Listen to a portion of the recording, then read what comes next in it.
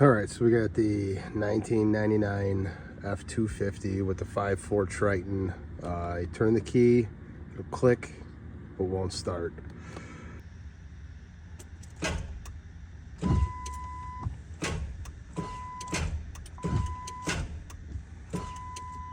I'll show you what happened with mine, but one of the first things you look at is the relay right here.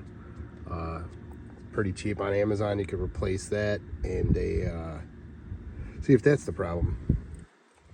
Next, come over, try to jump the starter solenoid. I'll add a video on how to do that.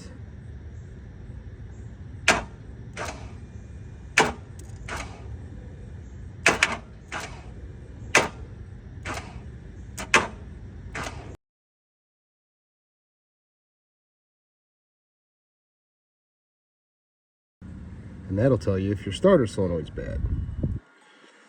If that doesn't work, you can replace or bench press or bench test the starter, which I will include a video of.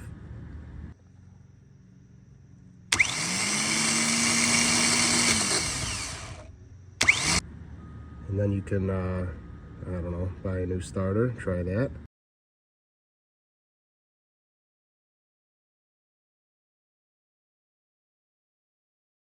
If that doesn't work, what happened with mine is the AC compressor clutch was frozen and not allowing the old belt to turn.